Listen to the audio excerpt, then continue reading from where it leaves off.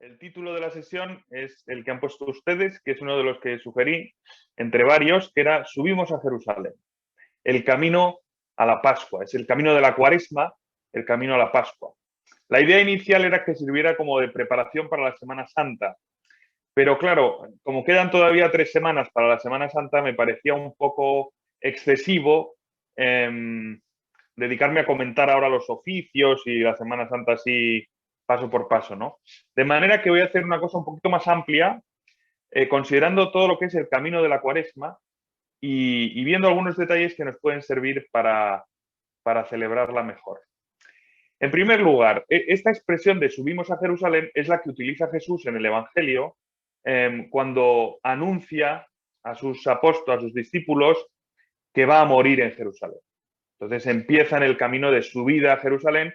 Es una subida física, porque la tierra de Galilea está más abajo que Jerusalén, que está en la zona montañosa y por lo tanto hay que subir, pero de alguna manera es una subida espiritual. Y en ese sentido es un símbolo de algo que se da en toda la vida humana. Este subimos, que es lo primero que me quería detener, es algo que responde a un deseo del corazón humano, el subir. ¿Subir hacia dónde? Subir hacia Dios. Subir hacia Dios. Siempre el camino hacia Dios se ha representado a lo largo de la tradición cristiana y también en otras religiones, ¿no? Dios es lo elevado, pero concretamente en la tradición cristiana el ascenso es el camino hacia Dios. Aquí tienen 3 ejemplos de tradición cristiana. El paraíso de Dante, ¿no? que es una ascensión a través de distintos círculos hasta la morada de Dios. La subida al Monte Ventoso, que es un libro muy pequeñito, curioso, de Petrarca, que por lo demás no era particularmente espiritual quizá, pero aquí describe un poco su itinerario hacia Dios como la subida a un monte. Y más a la derecha tienen la subida al Monte Carmelo de San Juan de la Cruz. Siempre es subir una montaña. Y el camino de la Cuaresma, que es el tiempo litúrgico que estamos viviendo ahora, es un camino de subida, y de ir preparándonos para el encuentro con Dios. He hecho aquí un pequeño esquema de lo que son las semanas de la Cuaresma, ¿no? Quizá no es, seguro que no es completo, pero nos sirve para tener una visión de conjunto de lo que es la Cuaresma. Seguramente como ustedes están ahí en un centro de formación para gente joven, pues podrán profundizar en muchos de los aspectos que saldrán aquí, o quizá lo están haciendo ya, a través de charlas de formación o a través de las meditaciones, de los ratos de oración, porque he ido siguiendo el itinerario de la Cuaresma que nos propone la liturgia de la Iglesia, la oración de la Iglesia. Empezamos con el miércoles de ceniza. Y el miércoles de ceniza, si se acuerdan, cuando nos pusieron la ceniza en el pelo, pues es una llamada a la interioridad. Cuando reces, reza en secreto. Cuando des limosna, limosna en secreto. Cuando ayunes, en secreto. Es una llamada a la interioridad, a buscar a Dios en nuestra interioridad. Enseguida llega el primer domingo, que se acordarán que es el domingo en que se lee el Evangelio de las tentaciones de Jesús en el desierto. Y lo que nos dice ese Evangelio es que ante las distintas tentaciones que nos atan a la tierra, si el camino hacia Dios es un ascenso, las tentaciones lo que nos proponen es quedarnos atados a la tierra. Pues ante las tentaciones que el mismo Jesús experimentó, lo que se nos dice es que solo Dios basta. Para llenar el corazón, para alcanzar esa plenitud de la que tenemos sed, solo Dios basta. Y por eso las 3 tentaciones de Jesús, que a lo mejor meditaron ya al principio de la Cuaresma, pues tienen que ver con los bienes materiales, con las satisfacciones materiales, que en ese caso es el pan, el hambre, después del ayuno. La segunda tentación es que las cosas salgan bien, y eso lo notamos, me parece, cualquiera de nosotros. Tenemos el deseo en el fondo de que, hombre, ya que procuro portarme bien, ya que procuro creer en Dios, por lo menos que Dios haga que me salgan las cosas bien. Y esa es la segunda tentación de Jesús. Es decir, si te caes desde aquí arriba, que Dios te cuide, que Dios te salve, porque Él ha dicho que te va a salvar. Pero Jesús se la quita de encima y le dice, solo Dios basta, no necesito probarle. Y la tercera tentación, que es la tentación del poder. Cuando el diablo le muestra a Jesús el mundo entero y le dice, te daré todos mis dominios si me adoras. Y Jesús de nuevo le contesta, no, solo Dios basta, solo a Dios adoraré. Y por tanto es el primer paso que se nos invita a dar en la Cuaresma después de mirarnos hacia adentro. Llega el segundo domingo, que cada año tiene la lectura del mismo pasaje, que es la transfiguración del Señor. Ese pasaje en que Jesús se llena de gloria, se llena de luz y aparece hablando con Moisés y con Elías, con los representantes principales de la Biblia. ¿Y de qué hablan? Hablan de la cruz, hablan de la Pascua, del paso, de la muerte para entrar en la gloria. Se nos recuerda desde el principio que llegaremos a la gloria, llegaremos a la plenitud, llegaremos a la vida divina a través de la cruz. Los siguientes domingos, cuando se lee las lecturas del año A o cuando hay catecúmenos adultos, o sea, cuando en la parroquia hay adultos que se están preparando para el bautismo, que se celebra en la vigilia de Pascua, pues se leen 3 evangelios que tienen que ver con el bautismo. Uno que nos habla del agua, el agua de vida, otro que nos habla de la luz, Cristo como iluminador, y el tercero como vida, Cristo que da la vida, en este caso a Lázaro. Pero nosotros este año no leemos estas lecturas y sin embargo, pues otras lecturas nos ayudan a prepararnos de otra manera para este ascenso hacia Jerusalén. En el fondo, es una invitación que se nos hace a ir preparando nuestro corazón.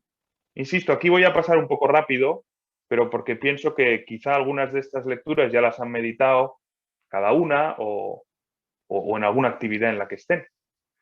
Preparar el corazón. Hay una semana que se nos insiste especialmente en tener un corazón abierto a los demás, compasivo y misericordioso, como la parábola que se lee esa semana de Lázaro, el pobre Lázaro y el rico, que a veces le llamamos Epulón, pero no tiene nombre en el Evangelio, el rico.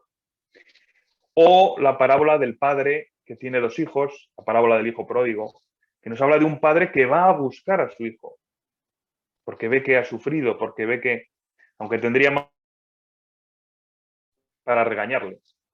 En segundo lugar, un corazón que acoge, es capaz de acoger y de dar el perdón.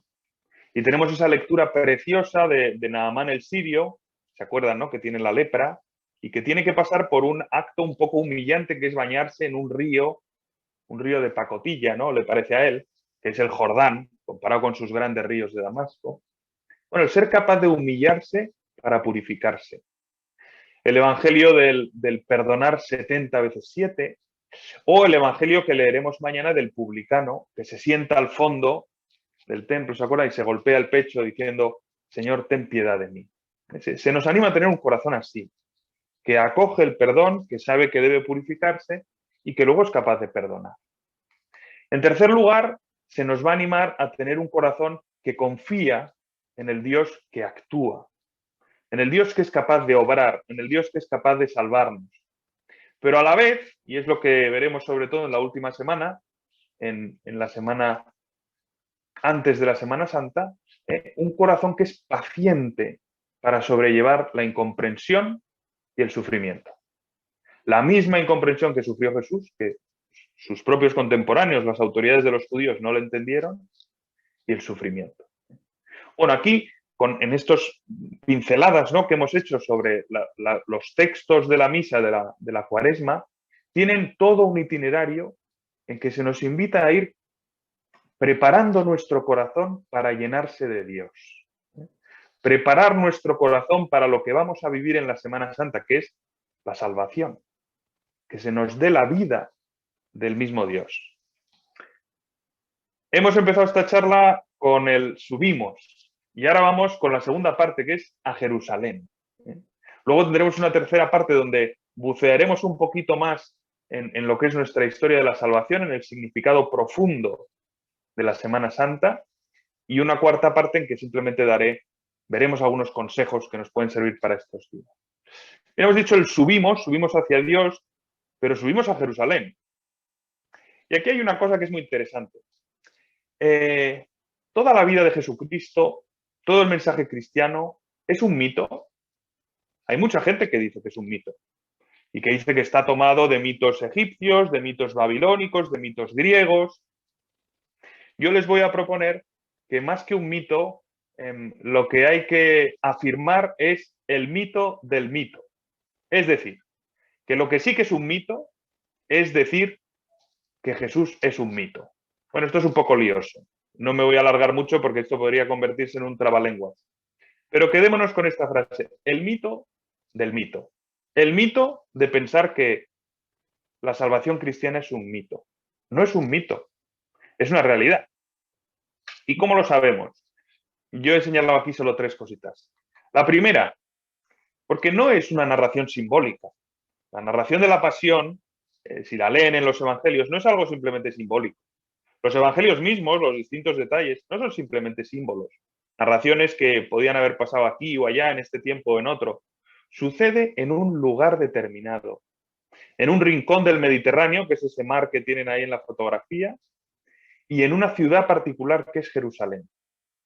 Incluso si ustedes van a Jerusalén, yo no he ido nunca, pero si ustedes tienen la suerte de ir, pues verán que por Jerusalén se puede reseguir el camino de la cruz.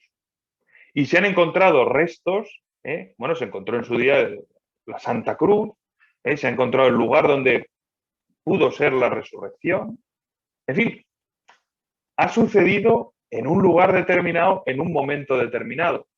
Otro detalle, las reliquias de la pasión.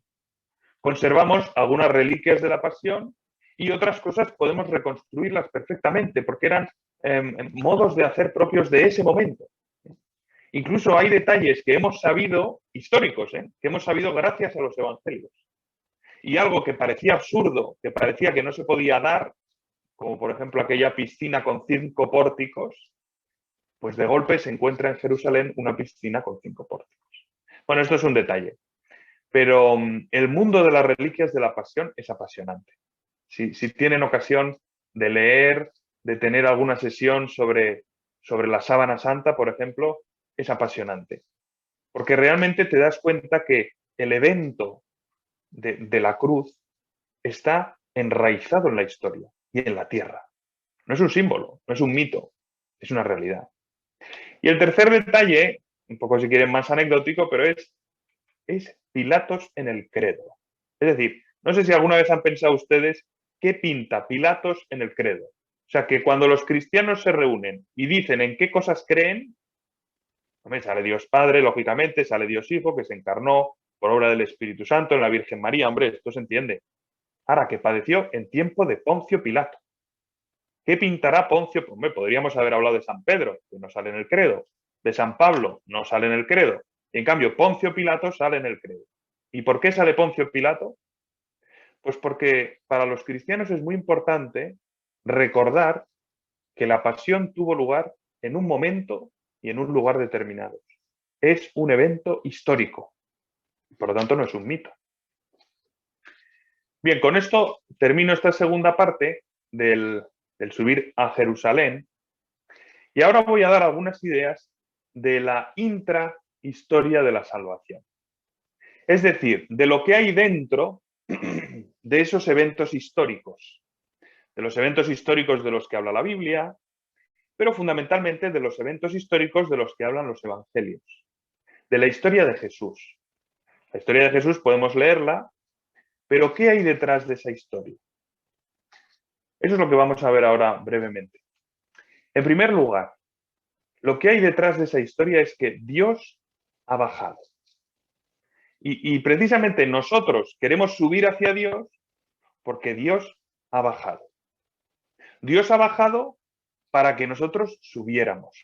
Esto es una idea que quizá les parece muy básica, pero está desde la predicación de los primeros padres de la Iglesia. Los padres de la Iglesia eran aquellos obispos santos de los primeros siglos, que son los primeros que piensan la fe, que proponen la fe pensándola, razonándola, buscando responder a las problemáticas que tenían los cristianos de aquel momento. Bueno, pues una idea que se repite en los textos de los padres de la Iglesia es esto que ellos llaman el admirable intercambio. Que Dios se hace hombre para que el hombre pueda hacerse Dios. Que Dios baja a la tierra para que el hombre pueda subir a Dios.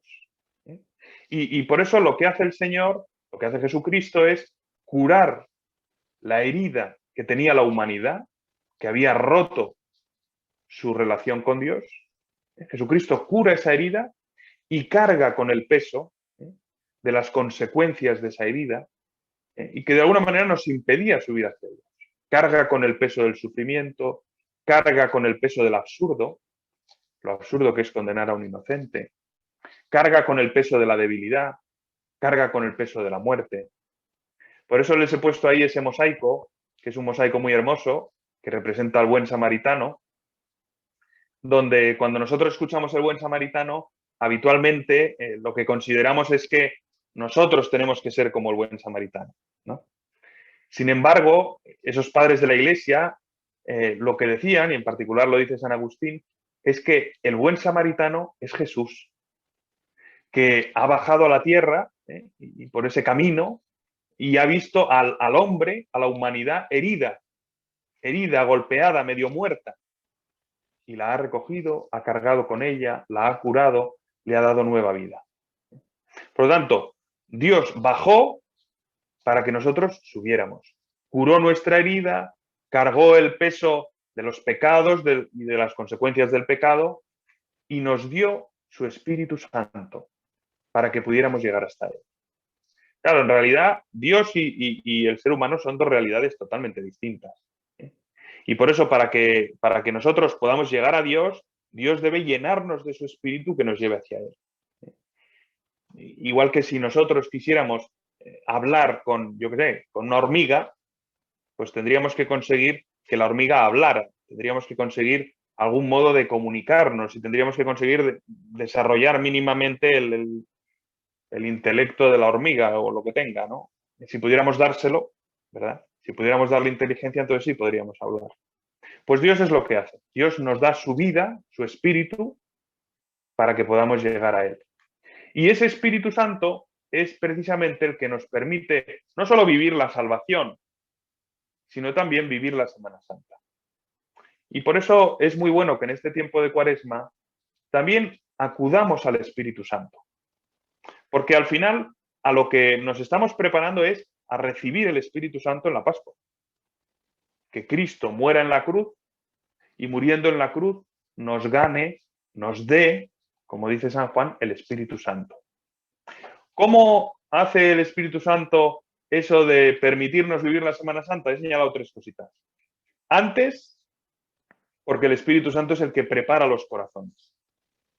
Durante la Semana Santa, porque llena de vida las celebraciones. Las celebraciones de la Semana Santa, que son una preciosidad. Supongo que dentro de un par de semanas, pues podrán tener también alguna sesión en la que preparar de manera más inmediata la Semana Santa con sus celebraciones propias, que este año supongo que también tendremos que vivirlas de aquella manera, ¿no? Por la cosa de la pandemia, pero que de un modo u otro podremos participar en ellas y podremos acercarnos a esa vida que es la vida del Espíritu Santo. Digo, durante llena de vida las celebraciones y siempre nos llena de vida, nos llena de su vida. Bien, hasta aquí la intrahistoria de la salvación. Y aquí he puesto una última parte que pone allora, es una palabra italiana, ¿no? Lógicamente, allora, porque en Italia, cuando has tenido una conversación, imagínate que tienes una reunión de trabajo y entonces empiezas a hablar de cosas o has quedado con un grupo de amigas para preparar un trabajo o lo que sea, y entonces empieza la cosa con un brainstorming, una especie de vamos a hacer esto, vamos a hacer esto, vamos a hacer esto, vamos a hacer esto, pero llega un momento en que hay que concretar, que hay que decir, bueno, pues tú ocúpate de esto, tú te ocupas de lo otro, la otra que haga otra cosa, bueno, cada una lo que le toque, ¿no? Bueno, pues la manera de introducir eso, vamos a concretar, en Italia es así, ¿no? Allora, entonces, ¿qué hacemos? Pues voy a dar 4 ideas breves. Pero antes de esas ideas, me gustaría leer con ustedes un texto del cardenal Newman. A ver si consigo leerlo. Bueno, si es verdad, más o menos porque la parte de arriba me lo tapa esto del Zoom y no lo voy a poder ver bien, pero bueno, más o menos. Si es verdad que Dios bajó del cielo a esta tierra, dejó de lado su gloria y se abajó a que le despreciaran, le trataran cruelmente y le dieran muerte sus propias criaturas, ¿no es entonces razonable que un acontecimiento tan grande nos conmueva? Claro, si realmente la intrahistoria es algo tan inmenso, de que Dios se hace hombre, se abaja, ¿no? Se humilla para acercarse a nosotros, que estábamos heridos, medio muertos, y nos agarra, y nos cura las heridas, y nos sana, y nos devuelve la vida, y nos da su propia vida, ¿cómo es que eso no nos conmueve? ¿Cómo es que a veces vivimos la cuaresma como otra vez cuaresma, ¿no? O a veces vivimos la Semana Santa como, hombre, son vacaciones, pero tampoco son vacaciones, vacaciones. O, ¿no? ¿Por qué no nos conmueve?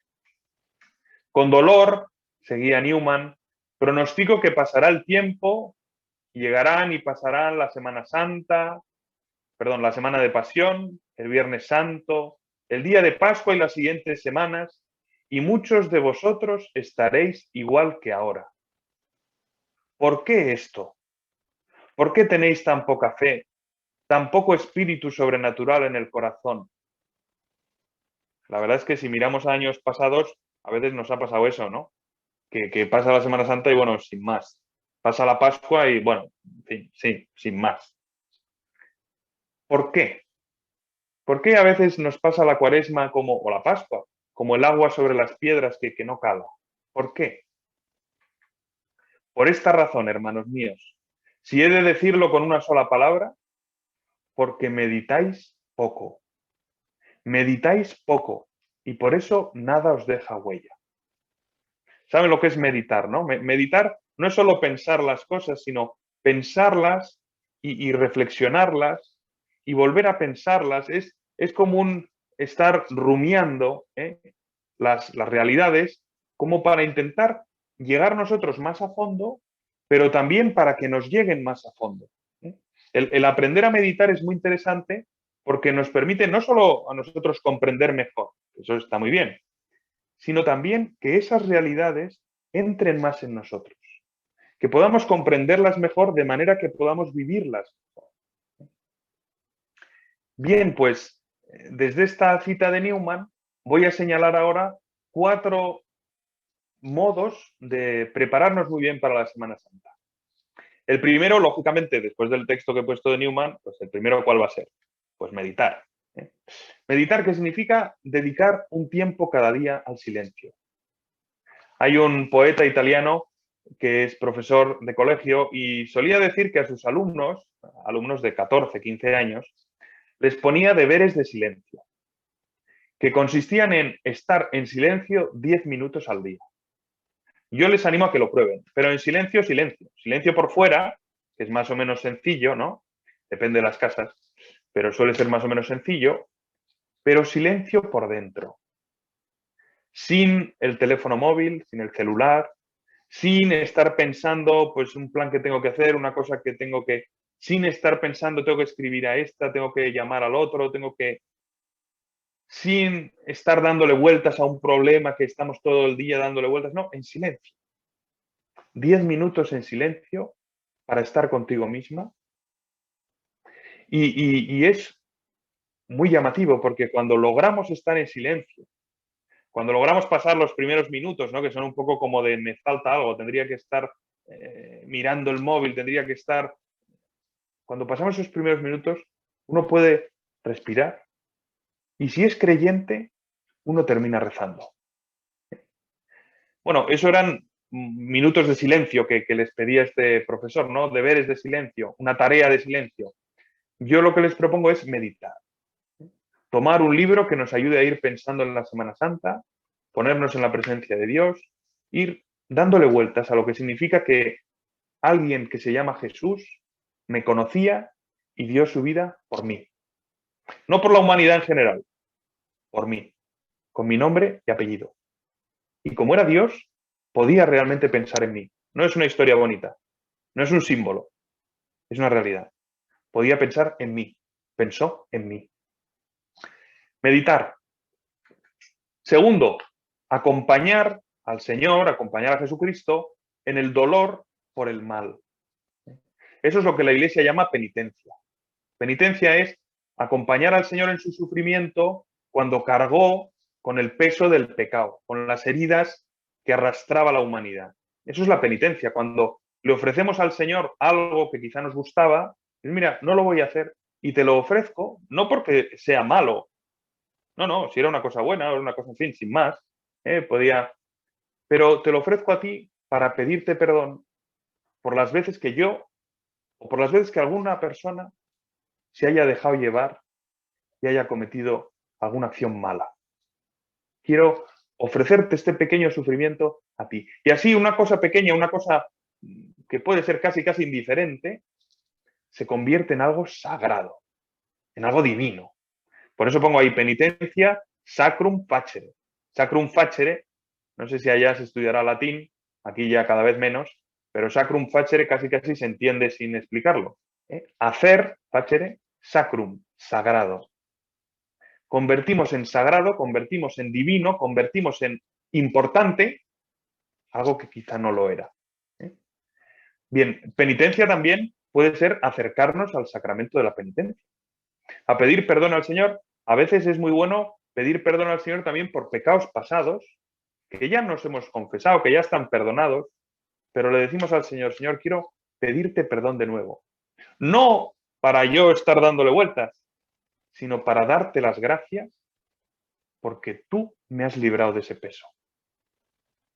Por lo tanto, meditar, acompañar a Jesús en el dolor por el mal, amar, y pongo entre paréntesis, servir, porque a veces amar queda como una cosa un poco etérea, ¿no?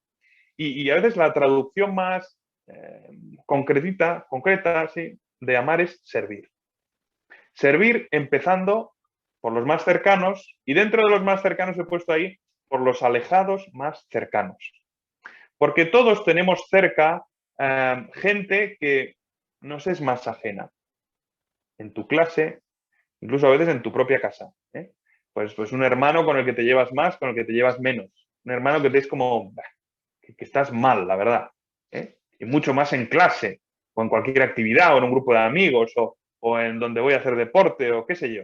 ¿No? Siempre hay gente que nos es como lejana, o con la que tenemos menos sintonía. Pues una manera de preparar la Semana Santa, de abrir nuestro corazón al amor de Dios, es amar justamente a los que tenemos más lejos.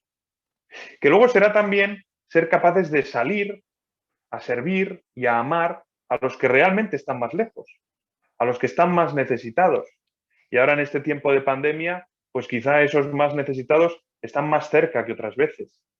Quizá ahora no hace falta ir a quién sabe dónde, porque muy cerquita de tu parroquia puede haber familias necesitadas, puede haber gente a quien podemos hacerle un servicio.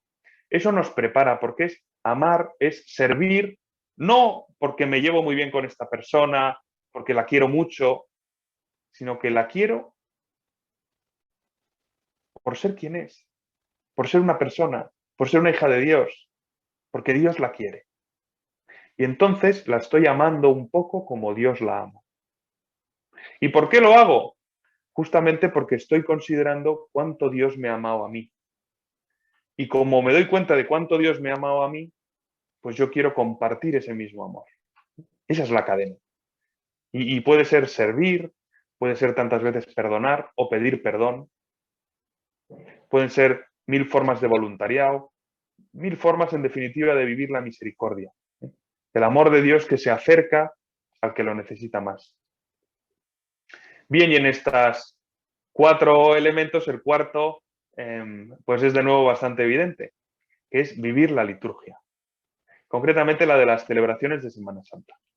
Son unas celebraciones preciosas donde no hay obligación de ir. Lo único que pide la Iglesia es que se vaya a misa el domingo de Ramos y el domingo de Resurrección.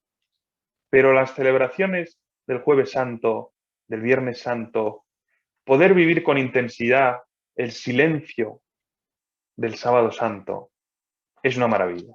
Eso es un regalo. Y en la medida en que nosotros pongamos de nuestra parte, también le estamos diciendo al Espíritu Santo que queremos que nos llene de su vida al llegar la Pascua. Bien, pues yo con esto he terminado la exposición que había preparado. No sé si ustedes quieren hacer alguna pregunta. pues adelante.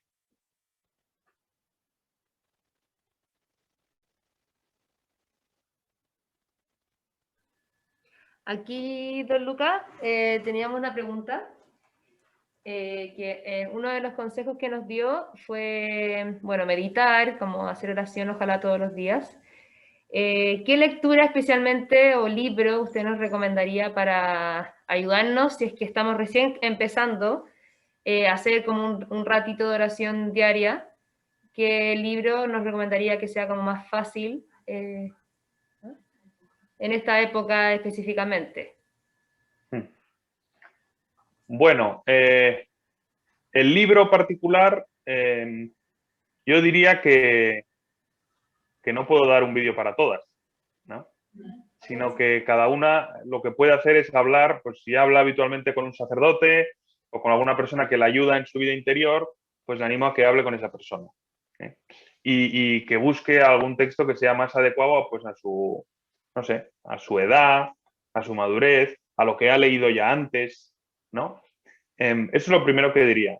Lo segundo que diría, para las personas que están empezando a rezar, a meditar, también les recomiendo que algunas veces se sienten a hacerlo con alguien que tenga más experiencia, pues sea con el sacerdote o con esa persona que habla con ellas o con una amiga que tenga más hábito de oración, que esté más, sí, más avanzada en la oración, que recen juntas, que recen en voz alta.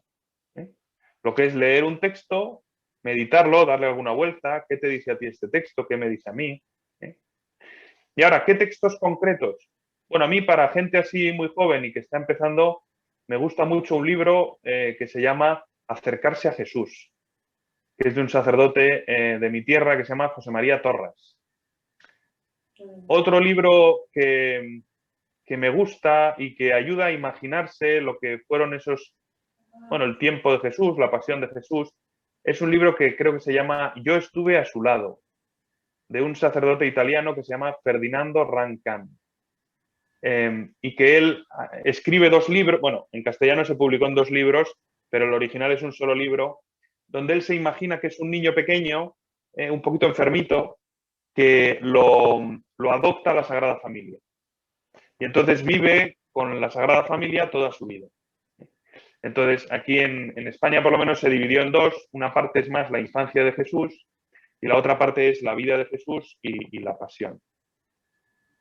Bueno, luego hay muchos libros sobre la pasión.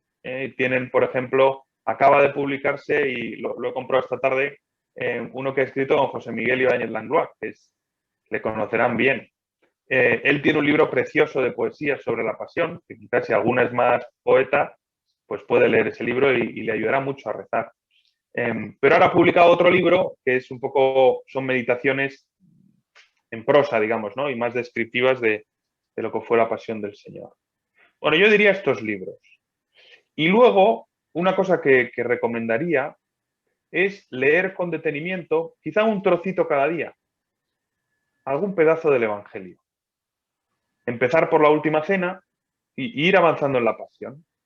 Leerlo como nos recomendaba el Papa, lo recomendó el Papa Benedicto, lo recomendó después el Papa Francisco en Evangelii Gaudium. Leerlo en esos tres pasos, que en el fondo eso es meditar, ¿no? Ir profundizando en el texto. Leerlo una vez para hacernos una idea, para, bueno, hacernos cargo de qué va a pasar, de qué está pasando, leer las notas, que eso es un esfuerzo extra, ¿no? Leer las notas. ¿Eh?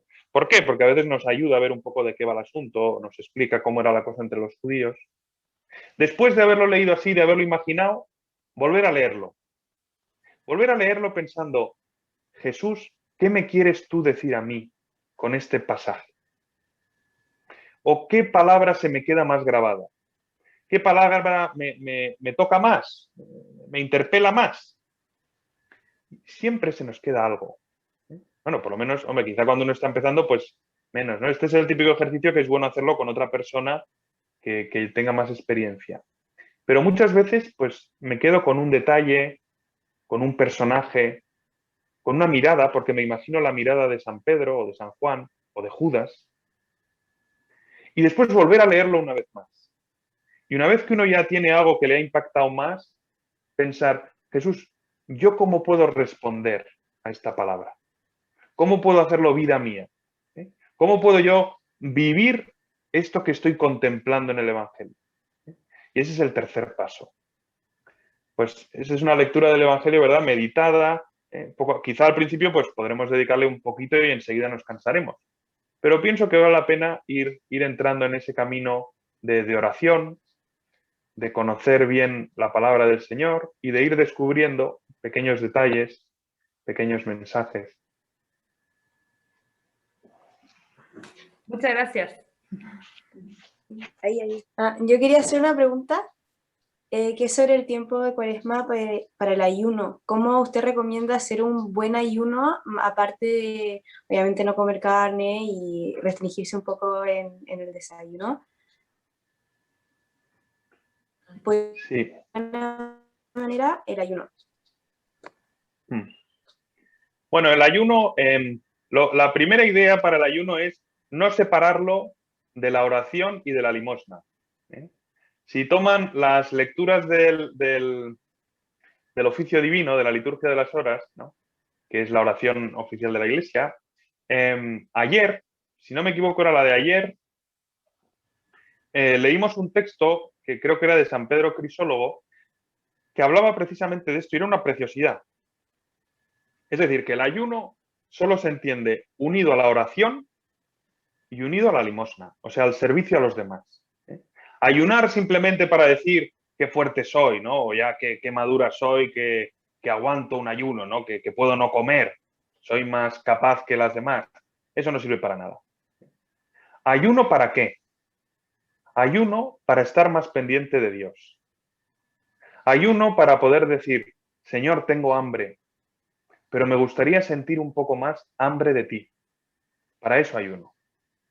Y ayuno también para decir, lo que yo no he gastado, voy a gastarlo en quien lo necesita. Por lo tanto, lo primero es no separar el ayuno de la oración, de la limosna. Ayuno, en la Iglesia se nos pide que ayunemos el miércoles de ceniza y el viernes de pasión. Y ahí lo que se nos dice es que desayunemos poco, que comamos normal, sin exagerar, y que cenemos poco. Y eso es el ayuno, que en el fondo es sentir hambre a lo largo del día. Pero bueno, el tiempo de Cuaresma también es un buen momento para hacer un ayuno que nos ayude a estar más pendientes de Dios. No solamente el del miércoles de ceniza y el del viernes de dolor, digo, el viernes de Semana Santa, Viernes Santo, sino que a lo mejor la Cuaresma puede ser un momento para experimentar un poco el hambre. Puede ser el hambre física, y a lo mejor hay mucha gente que en Cuaresma pues deja de tomar dulces, o deja de tomar chocolate, o deja de tomar una cierta bebida, y está bien, está bien, siempre que se le dé ese sentido. Dejo esto para que cuando me acuerde que no estoy tomando esto, lo que haga sea pensar en Dios. O para que lo que me gastaba en estos caramelos, me lo gaste en esta hora de misericordia. ¿Sí? Siempre uniéndolo. Pero pueden ser otros ayunos. Puede ser un ayuno, por ejemplo, de ruido, de música, de sonido. Puede ser un ayuno de vídeos. Puede ser un ayuno de series. Puede ser un ayuno de... Bueno, cada una verá, ¿no? ¿Cuál puede ser el ayuno? Hay gente pues, que tiene costumbre de cada mañana, en cuanto se levanta, ponerse música. Y a lo mejor en Cuaresma dice, pues en este tiempo cuando me levante no voy a escuchar música. Y lo que voy a hacer es intentar rezar un poco. Mientras me aseo, mientras me hago la cama, pues rezo un poco, me pongo un audio que me ayude a rezar, no lo sé. Pero esas son formas también de ayuno que evidentemente no se trata de hacerlo todo, sino es un detalle que me ayude a mí a tener a Dios un poco más presente y a tener también a los demás un poco más presente.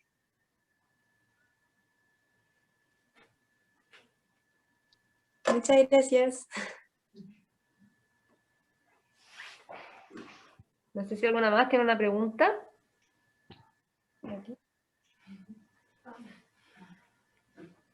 Sí, yo creo que estamos listas. Bueno, nada, don Lucas, solo agradecerle